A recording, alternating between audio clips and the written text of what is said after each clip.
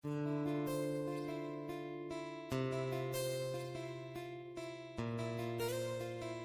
Guys, good morning সবাইকে। তোমরা সবাই কেমন আছো? আশা করি খুব ভালো আছো, আর আমরা সবাইও খুব ভালো আছি। তো আজকে সারাদিন কি করি না করি সবটাই তোমাদের সাথে শেয়ার করব। আই হোপ তোমাদের ভিডিওটা খুব ভালো লাগবে।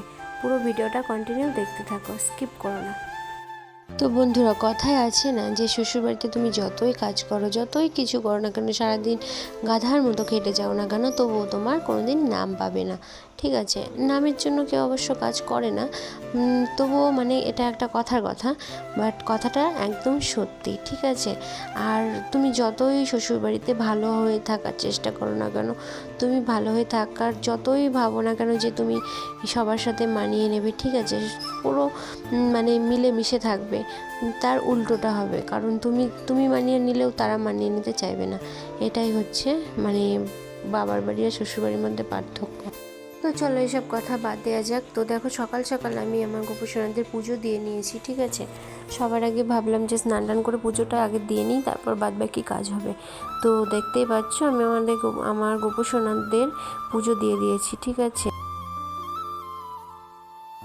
হ্যালো বন্ধুরা, দেখো আমি এখন বাইরে এসেছি। ঠিক আছে, একটু রোদটা গায়ে লাগানোর জন্য, বাট রোদের কোনো তাপ নেই, কি আর বলবো। তো চারপাশটা দেখো কতটা সুন্দর লাগছে। রোদ উঠলে খুব সুন্দর লাগে, বাট রোদ না থাকলে একদমই ভালো লাগে না, কি আর বলবো। তো যেহেতু বৃষ্টি হচ্ছে তাই ভাবলাম একটু খিচুড়ি বানাই। তো খিচুড়ি, আলু ভাজা, বেগুন ভাজা, ঠিক আছে, তো জাস্ট ওয়াও লাগছিলো ঠান্ডা ঠান্ডা মরশুমে। তো তারপর দেখো আমি এখানে ভাত বসিয়ে দিয়েছি হিটারে, আর আমি তো প্রতিদিনই ভাতটা হিটারেই বসাই। ঠিক আছে, যখন কারেন্ট থাকে না তখন গ্যাসে বসাই, তাছাড়া অন্যান্য টাইমে ভাতটা কিন্তু হিটারেই করি। ঠিক আছে, তো আজকে তোমাদের দাদাভাই বাজার থেকে এঁচোড় নিয়ে এসেছিলো, তো ভাবলাম এঁচোড়টা রান্না করি, বাট চিংড়ি মাছ দিয়ে করবো না, নর্মালি করবো। ঠিক আছে, তো ভাবলাম এটা তোমাদের সাথে শেয়ার করে দিই। তো সব কিছুই শেয়ার করছি, তো এটাও শেয়ার করে দিই। তো আমি এখন এঁচোড়টা মানে ভেজে নিয়েছি আর কি, আলু এঁচোড় এগুলো সব সিদ্ধ করে ভেজে নিয়েছি। ভাজার পরে মশলাটা দিয়ে মানে আমি কিন্তু যেভাবে মাংস রান্না করি ওইভাবেই কিন্তু এঁচোড়টাও রান্না করি। ঠিক আছে, তো তোমরা সবাই পুরো ভিডিওটা কন্টিনিউ দেখতে থাকো, আশা করি সবার খুব ভালো লাগবে।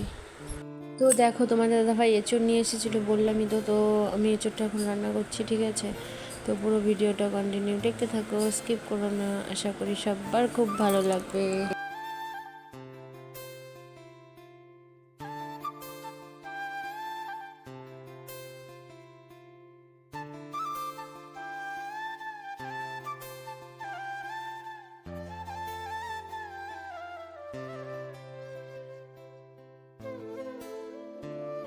তারপরে দেখো, আজকে ডক্টরের কাছে গেছিলাম, তো ডক্টর কাছ থেকে বাড়ি আসার সময় এই কেকটা নিয়ে এসেছে।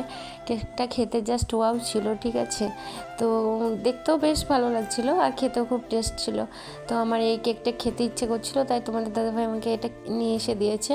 আরও নিয়ে এসেছে, দেখতে থাকো কী কী এনেছে। দেখো, জিলাপি এনেছে, এটাও আমার খেতে ফেভারিট, কারণ আমি প্রেগনেন্সি টাইমটায় মানে মিষ্টি জাতীয় জিনিস খুব খেয়েছি, যেরকম আমার রসগোল্লা খেতে ইচ্ছে করছিলো, বাট এদিকে রসগোল্লা পাওয়া যায় না, তো খেতে পাচ্ছি না। ঠিক আছে, তো জিলাপি পাওয়া যায়, তো তোমাদের দাদাভাই এটাই নিয়ে এসেছে, জিলাপি আর এই কেক, আর একটা প্যাটিস নিয়ে এসেছিলো, তো প্যাটিসটা তোমাদের দাদাভাই খাচ্ছে, আর এই জিলাপি কেক এগুলোই আমি খেয়েছি। আর আমার মানে তেলে ভাজা জিনিস বলো, মানে কি বলবো, এইগুলো আমার খেতে এখন একদমই মানে সবথেকে ভালো খাবার, মানে আমার প্রিয় খাবার এগুলো, কিন্তু আমি এখন খেতেই পাচ্ছি না, কারণ আমার প্রেগনেন্সি চলছে। তো প্রেগনেন্সিতে আমি তোমার এই মিষ্টি জাতীয় খাবারটা খাচ্ছি। তো তোমরা তো দেখতেই পাচ্ছ, তোমাদের দাদাভাই দেখো এখন কি করছে, ও গজা বানিয়ে দিচ্ছে। আমার মানে মিষ্টি জাতীয় খাবার খেতে ভালো লাগে বলে ও গজা বানিয়ে দিচ্ছে। ঠিক আছে, আর গজা মানে বলছি না যে আমার এখন প্রেগনেন্সি চলছে, তো প্রেগনেন্সি চলাকালীন মানে সব কিছু খেতে ভালো লাগছে, মানে মিষ্টি জাতীয় জিনিস। তারপরে দেখো গজা বানাচ্ছিল, আর হচ্ছে জিলাপি বানিয়েছে বাড়িতে। ঠিক আছে, ফার্স্ট টাইম জিলাপি বানালো কিন্তু। ঠিক আছে, খেতে বেশ টেস্ট হয়েছিল, দেখতে হয়তো ভালো হয়নি, বাট খেতে খুব টেস্ট হয়েছিল। ঠিক আছে, তো তোমাদের দাদাভাই আমাকে একটা কথা বলছিল, যার জন্য দুজন মিলে হাসাহাসি করছিলাম। তো আজকের ব্লগটা এইটুকুই। ঠিক আছে, বেশি বড় করলাম না। দেখা হবে নেক্সট কোনো ব্লগে, ততক্ষণ তোমরা ভালো থাকবে, সুস্থ থাকবে, টাটা।